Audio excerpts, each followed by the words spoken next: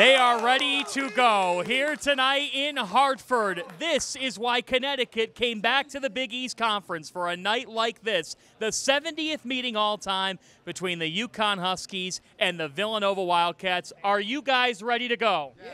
Are you ready, Santa? Yes, sir. I was born ready. This is going to be fun tonight between these two teams, both in a great place as the home stretch of the regular season hits. I'm John Fanta, and welcome to Big East Shoot-Around. We have a loaded show for you tonight. In just a few moments, we'll hear from the Athletic Charlotte Carroll with her thoughts on the Huskies and this matchup with the Wildcats. Plus, Mike DeCourcy from Fox Sports will check in with his latest bracket forecast as we will break down the latest in the Big East as it pertains to March Madness with Selection Sunday less than 3 weeks out. But we begin with the headlines, starting off with those Providence Friars. They are in first place in the Big East at 12-2. Now, this Villanova team is in second place at 14-3, which is leading to quite the race down the stretch in this league. Now, the Huskies starting this week here tonight against Villanova, a UConn team that is trying to spoil things and actually help the Friars. Would you ever think you'd be helping Providence? But that's the situation here tonight because Villanova is right behind this Providence team at the top of the Big East standings. Now, the Friars welcome in Xavier on Wednesday night. That'll be tomorrow night, 7 Eastern time on CBS Sports Network, before they host Creighton on Saturday. So, a Connecticut win tonight over Villanova means that it's all there for the taking for the Friars. 2 wins this week. They are the Big East regular season champions. But Villanova beat UConn by 11 earlier this month, just 17 days ago, and that leads to quite the rematch here tonight with Justin Moore on the court. So quite the race between the Friars and Wildcats. Providence College has never won the Big East regular season championship. Let's go to headline number 2. We're going to talk about the Creighton Blue Jays, who have won 5 straight games. And in Mike DeCourcy's latest bracketology, they are a number 10 seed, a team that was hovering around that last 4 in, first 4 out category. The metrics don't necessarily love them, but all they've done over the last couple of weeks is win. Ryan Hawkins is the biggest example of that. What he has been able to add as a D2 transfer, who's a veteran presence, has been nothing short of excellent. And then you think about Ryan Nembhard and his guard play. This Creighton team has been able to find a good level of balance offensively, and they have defended as well as a Greg McDermott coach team has done so. So for the Blue Jays, a team that is on a roll. Now, what will happen tomorrow night when they take on St. John's at Carnesecca Arena, leading to headline number 3. 3 teams are tied for 6th place at 7-8 in the Big East. We're talking about Seton Hall, Xavier, and St. John's. Now, for the Pirates and the Musketeers, they both are in the right category in terms of NCAA tournament standing, even though Xavier's lost 4 of 5. Big week for the Musketeers opens tomorrow night at Providence. Seton Hall, a team that just slides by, a DePaul team that has not let up over the weekend. The Hall now welcomes in Butler on Wednesday, and they need to continue to take care of business at home against teams that are below them in the standings to be able to stay in a healthy spot in regards to NCAA tournament standing. For St. John's at 7-8, all of a sudden they're playing better basketball and are riding some momentum behind USBWA National Player of the Week, Julian Champagny, who was a bucket last week for the Red Storm. Now can they take this momentum into a matchup with Creighton tomorrow? The Johnnies off of a couple wins last week and playing better basketball here as of late. We'll see if that can translate here to this upcoming week. Let's talk more, though, about this top 25 showdown. Number 8, Villanova. Number 21, Connecticut. And to do that, we welcome in Charlotte Carroll from The Athletic. Charlotte, it is great to have you with us for some basketball and brisket. Thank you so much for having me on. Absolutely. And letting me slide on over. Yes, the Carroll slide in the Big East is how we. That right now. That is definitely trademarked. Let's talk about this matchup. So these two teams meet 17 days ago. Yes. That was not UConn's day. Adama Sanogo gets in early foul trouble. Eric Dixon goes for 24 and 12. heading into this rematch, based on what you've heard from both sides, what are you zoning in on? I think that biggest key will be foul trouble and making no mistakes early for UConn, especially you look at Adama getting in 2 early fouls, Isaiah Whaley 2 early fouls. That really changes the dynamic of the game and the way that UConn is able to be physical. So they have to really make sure they're staying out of foul trouble. Absolutely. And that was such a big key early on in the game at Villanova. And it felt like UConn could never really get the type of control they'd like to have in that game. Here's another big point about this matchup. Defense. These are the top 2 defensive teams in the conference. Villanova allowing just around 63 points per game. UConn at 65 points per game. Dan Hurley has stressed it'll be a war. It's going to be a very defensive-minded matchup, and I think you need to look at UConn's athleticism and their effort on the boards. The Huskies averaged 40 rebounds a game. Yeah. They only had 20 in last matchup against Villanova. So that is a huge indicator of how successful the Huskies are going to be. And when they're not physical, when they're not active, when they're not really on fire, they don't play well. And you saw it against Marquette in that matchup here, actually at the XL Center, just how on fire and how active they were. So I think with the crowd tonight, we're going to see a really fun game. You think about these 2 teams, and for Connecticut, the big 3 of R.J. Cole, Tyrese Martin, Adama Sanogo, combined to average around 45 points per game. For Villanova, they really have a big 4 with Eric Dixon joining Gillespie, Moore, and Jermaine Samuels. To me, Charlotte, I look at the win over Xavier on Saturday, and Tyler Polley gives them a great contribution. What does it mean to have one of those 4th guys join that big 3 and give them something offensively? I mean, we've talked about UConn's depth all season long, and that was a big thing coming into the season of just how dynamic and old this UConn team can be. And we didn't see it at times because of injuries, whether that was Adama, Tyrese missing a little bit of time. So now that everyone's fully healthy, they've kind of had time to gel. That Nova loss, honestly, will probably look back as a big team builder and a big point of okay, this is how badly we played then. Look at what we can do now. And we talked about, or Dan talked about yesterday, just how they weren't feeling very confident going into that Villanova game coming off the Creighton loss. So here, coming off a 3-game win streak, they're feeling themselves. So I think we're in for a fun game. Let's get to impact players. Give us your impact players. R.J. Cole and Adama Sanogo. R.J. Cole, while he might not always have the crazy kind of fun and you might not think of him as the go-to guy, he is one of UConn's go-to guys. He is needed on the floor for them to be offensive and efficient. Offensive efficiency. Because when you look at those close games, Seton Hall loss, the Michigan State loss, he fouled out, and UConn was so kind of lost offensively, so he really keeps things going. And I'll take the Villanova side of things with their impact players. He is the big game player in America. Just a week ago, goes for 33 points, a career night against Providence in an insane atmosphere. It didn't rattle him. Colin Gillespie is big time in every way. Can Connecticut find an answer for him tonight? And then watch out for Justin Moore, because in his last 4 games, he's averaged 17.5 points and 8 rebounds per game. Charlotte, just a final thought here. Hartford is rolling tonight. XL Center sold out. How much does this illustrate why Connecticut came back to the Big East Conference? UConn is home, and fans are happy that they're finally back and where they belong. And it's just a different environment. You didn't see this kind of intensity and excitement in the last year before they came back. So this is going to be a fun one. You can feel it. Even the city of Hartford put out a parking notice earlier today. First time in a while that that's happened. It is going to be buzzing at 8 Eastern time on FS1. Charlotte, Carroll, thank you so much for the time. Thank you so much for having me. Enjoy that barbecue. I will. We're going to get to it in a little bit. But before we do that, hey, in the latest Fox College Hoops bracketology, Mike DeCourcy has the Huskies as a number 4 seed. It could be a consensus number 4 if they get a win like this tonight.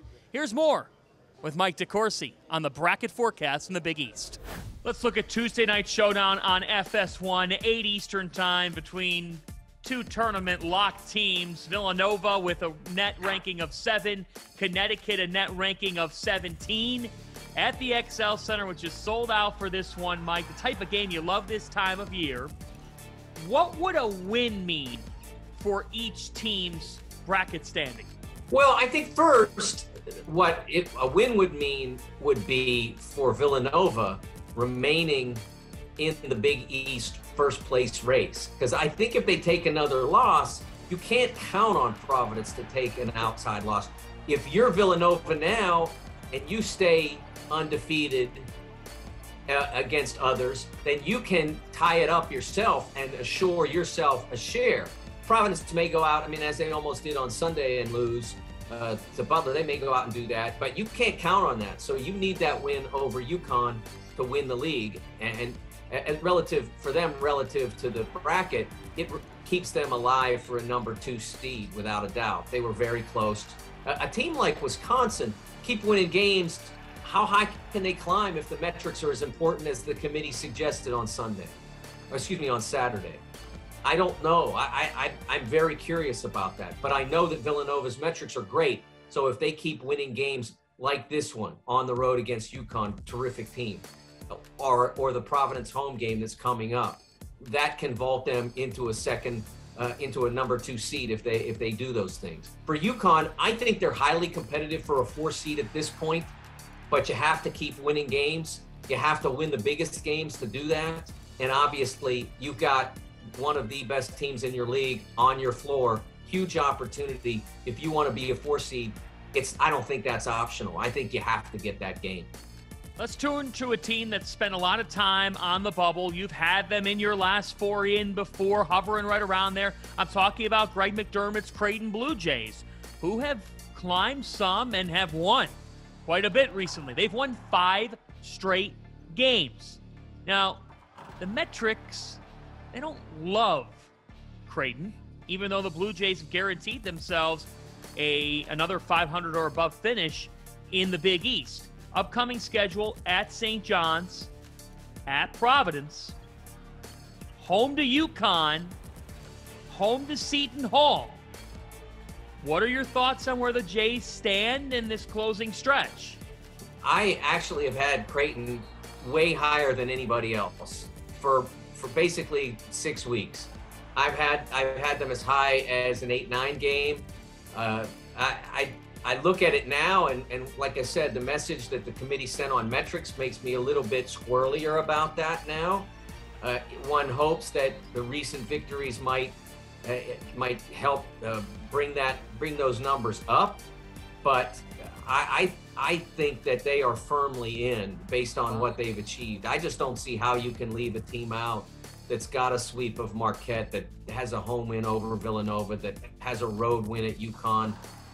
If they found a way to leave out that team, now of course if you go out and lose 4 in a row, that changes the chemistry and all that. But they've got great opportunities here. This team has gone a combined 12-3 against quadrant 1 and 2, and they do not have a quad 3 or 4 loss. It's easy to figure out. I'm talking about the Providence Friars, who enter with a net of 27 this week. Mike DeCourcy, how have you evaluated the Friars? Well, first of all, I think Ed Cooley's doing the best coaching job of anybody in the country. I'm disappointed at how little I hear about that. I usually hear him mentioned as, oh yeah, you should put Ed on the list too. Come on. I did this for Inside the Big East last week. Look at who their rotation is. From a standpoint of coveted talent, they have 2 top 100 players. One of them, Nate Watson, was literally number 100. So he could have been 101 and then you'd have 1, according to 24/7 Sports when he came out of high school. They have 4 players in their 8-man rotation, so that's half the 8-man rotation, who were unranked coming out of high school. 24/7 Sports goes all the way to 400. So so none of those 4 players was among the top 400 high school basketball prospects coming into college in their various classes. And out of that, you have a team that is leading one of the 2-3 best leagues in college basketball, that was a number 4 seed in the bracket reveal and could be justifiably higher. I think it's a phenomenal performance. What do you make of UConn and their situation here in terms of what their forecast could be?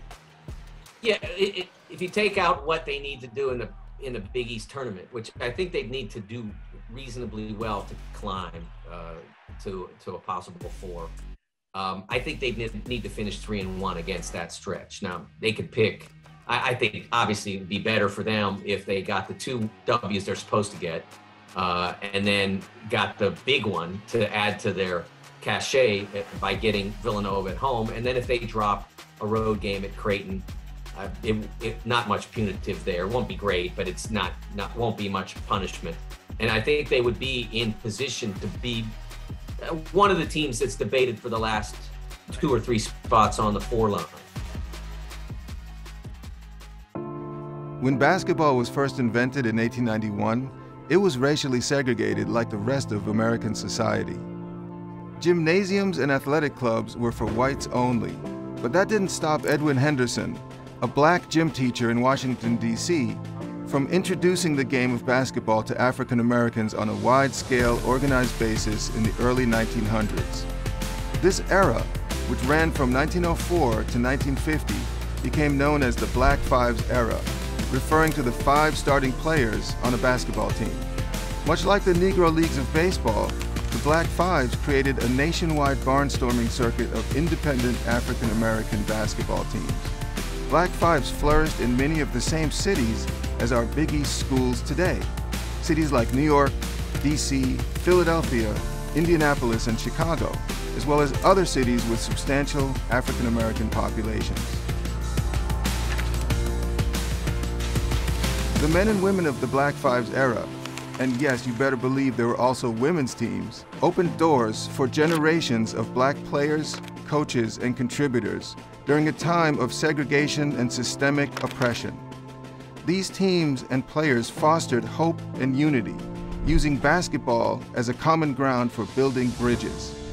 This season, during Black History Month, the Big East Conference will honor 22 teams from the Black Fives era. Join us this February to recognize their many contributions to the sport of basketball.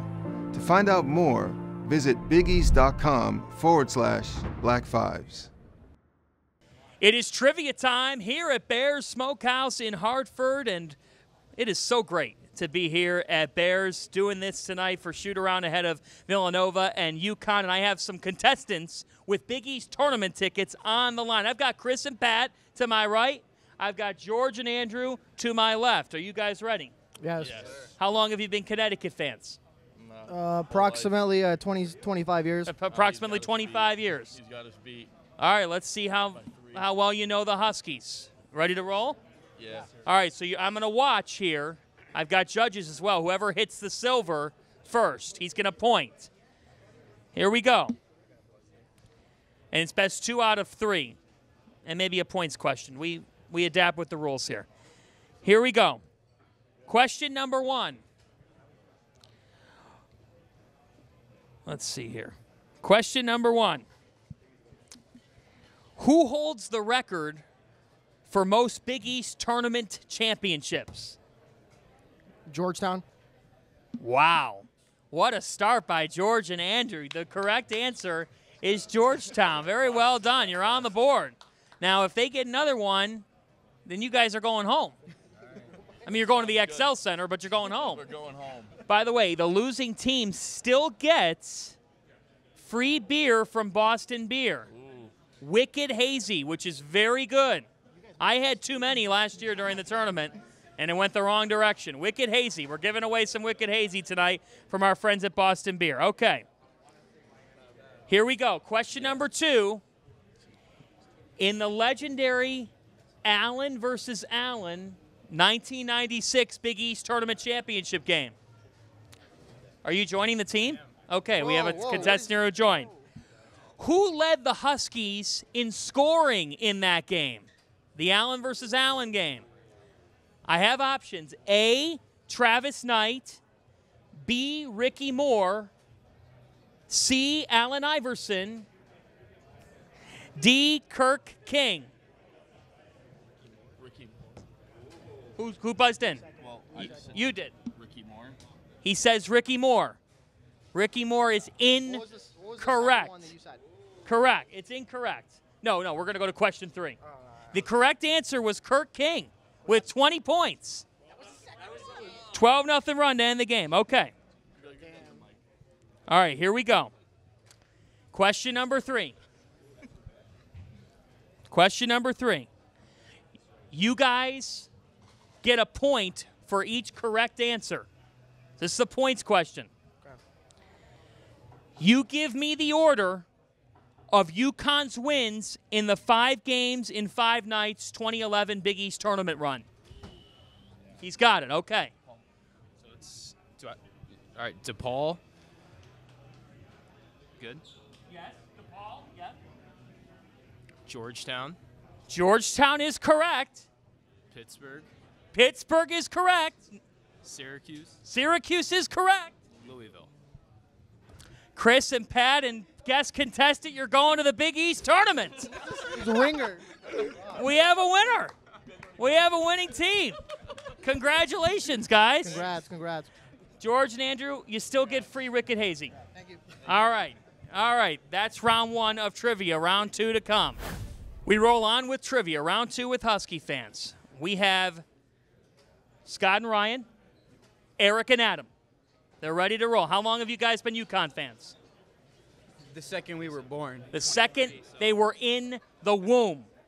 That was when they started to learn about Huskies basketball. Okay. Question number 1. What turned out to be Jim Calhoun's final game at Gamble Pavilion, who did the Huskies beat on March the 3rd, 2012?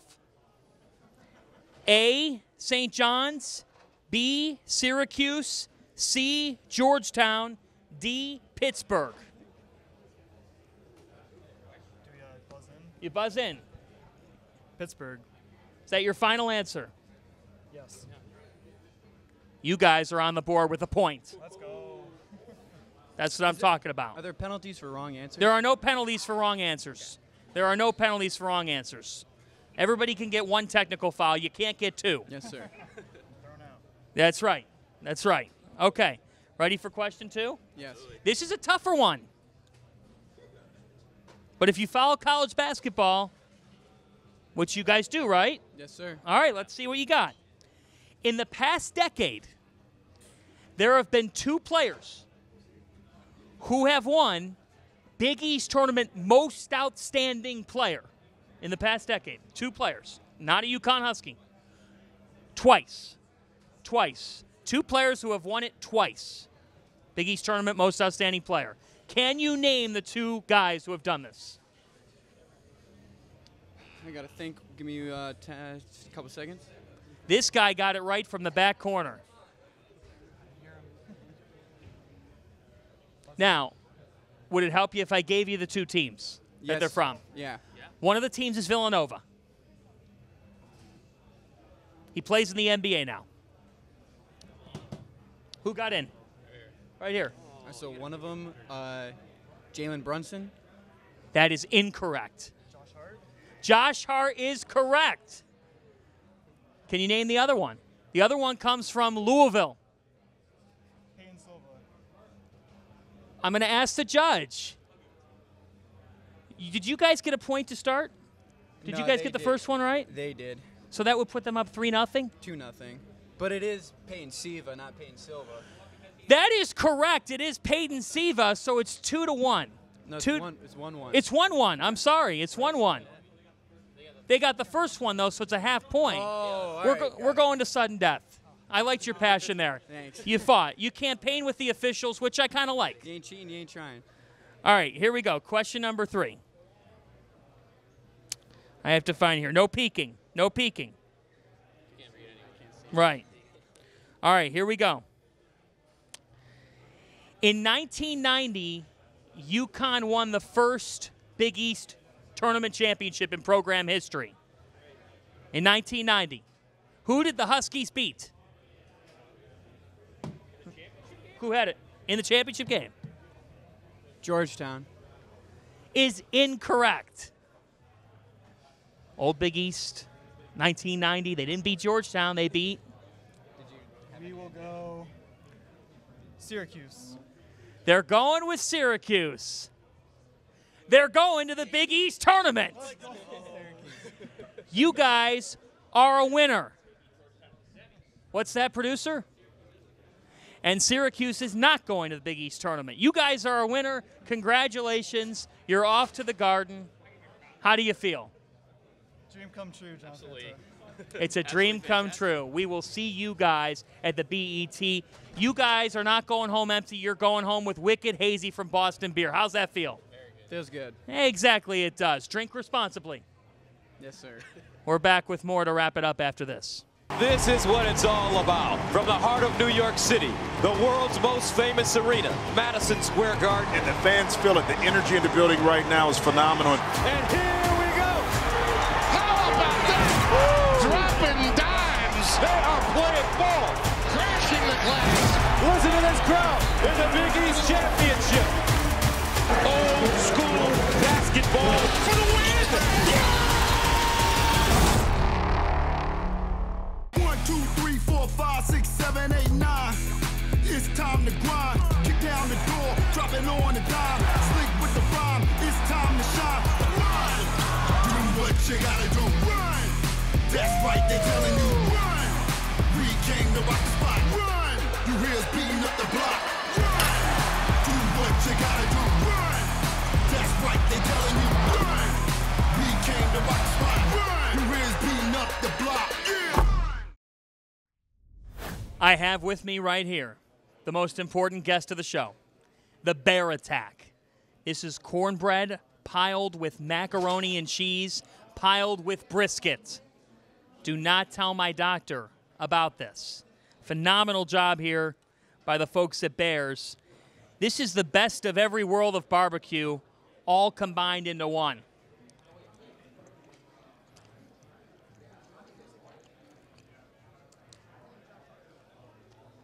Where would you rather be than Bears Smokehouse right now for a top 25 battle tonight between Villanova and Connecticut? This is what this time of year in college basketball is all about. Villanova, 14-3 in the Big East. UConn in a tie with Creighton at 10-5. Huskies trying to stay in that top three. Can they make the statement? Dan Hurley has said it's coming. A night like this can say, it's here. It's going down at 8 Eastern time on FS1 with Kevin Kugler and the governor, Bill Raftery, as the Wildcats look to stay in that pursuit of a regular season championship, taking on the Connecticut Huskies for meeting number 70. Thank you to Charlotte Carroll from The Athletic. Thanks to Mike DeCourcy from Fox Sports. I'm John Fanta signing off for now. I've got some barbecuing to do. Enjoy the night.